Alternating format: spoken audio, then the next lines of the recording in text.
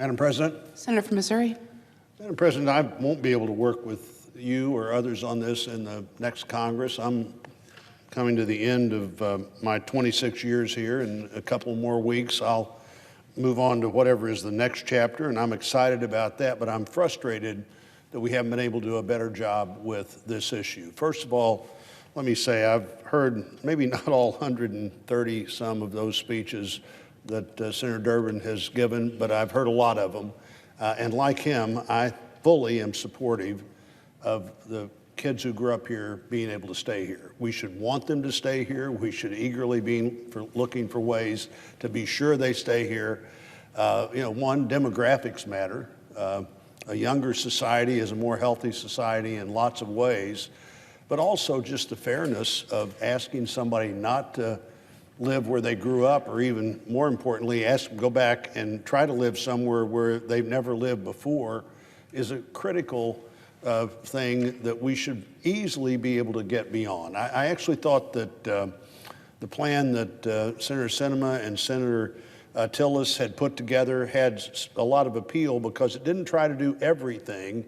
It tried to do just enough things that were doable and to get them done together. I've always thought, Madam President, in 20 plus years of looking at this same challenge, that the comprehensive solution is unlikely to be the best solution we could achieve. I was the whip in the House when I was in the House. It takes 218 people to get something done in the House. And when you look at the challenges before us, how do you secure the border? What are the legitimate workforce needs of the country? What do you do about people who came or stayed outside the law? What do you do about people seeking asylum? The same 218 House members that may be the best 218 House members are the same 60 senators that may be the best 60 senators to deal with the issue of how do you secure the border, probably aren't the best 60 senators to figure out what do we do about the legitimate workforce needs of the country. And neither of them may be the best 60 senators to figure out what do we do about people who came or stayed without documents. And it's about half and half, I think. Or none of them may be the best 60 senators to figure out what's the very best way we can wrap our arms around people who grew up here and let them know for sure we need them here, we want them here, and find that quick solution. I frankly think the Dreamer problem is and should be the easiest problem of all these problems to solve, because the alternative to solving that problem makes so little sense. Makes so little sense in a personal way, makes so little sense in an economic way, makes so little sense for our communities. Whether they're sitting here in caps or gowns or every day doing hard things in America and adding to their education and capacity, again, we should want that to happen. The asylum system clearly is broken. It just can't work that you can walk up to the border in the United States of America and say, I come seeking asylum, I come with fear for my life or whatever. Living in a poor, dangerous country is not the criteria for asylum. In fact, that's why when people do go to the court to have their case heard, that about 1 out of 10 times do they qualify. Now, somebody's told them before they got here that they would qualify, or that the system just works in a way that if you get here and get into the country, we're so far behind, you get to stay, and who knows what might happen that allows you to stay longer than you think you might be able to stay. The border, securing the border is definitely a definition of one of the responsibilities of a country. If you can't secure your own border, no matter what country you're talking about, you really don't meet one of the entry-level definitions of a country. It's just as incredibly basic, and we're not doing that. Frankly, under the last administration, I think we were doing a lot of things right when it came to securing the border. A barrier where you needed a barrier, other things where you needed other things to monitor what was happening, being sure that people understood the likelihood that they'd be able to go to an asylum, make an asylum claim in court.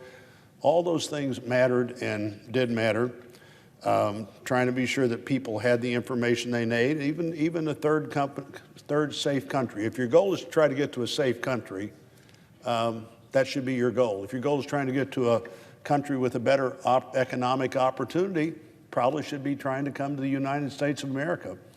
But as Senator Durbin said, and I suspect every senator when asked about this will say, everybody can't come here who lives in a country that is less safe or less economically successful than ours. It just can't happen.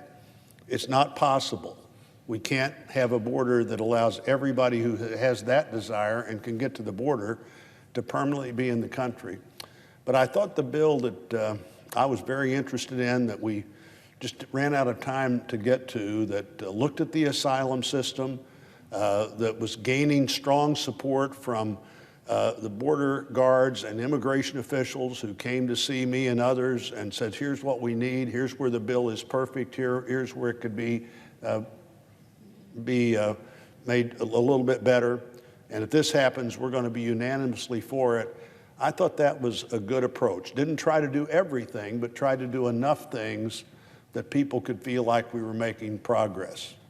Building around what should be the easiest thing, the dreamers, moving on to get Border Patrol and others who work with people at the border back into their real job, rather than the job of detaining people who really aren't here for the reason they say they're here, who know or will soon find out they won't have an asylum claim. That's just not working. It's not working. No matter what anybody says, the border is clearly not under control.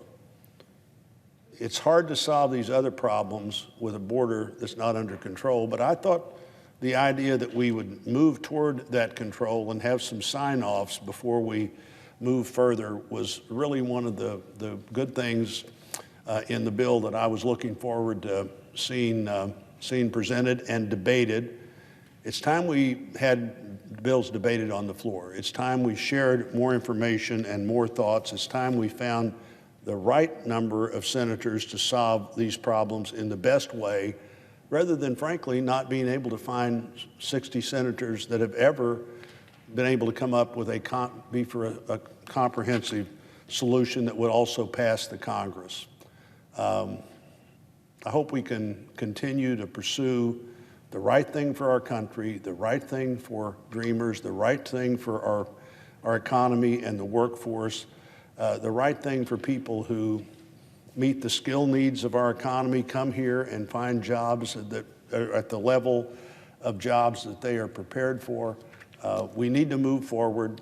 Thanks to Senator Sinema and Senator Tillis for their efforts in this. I look forward to watching as hopefully we continue to move more dramatically toward the right goal for America and the right goal for people who want to be Americans.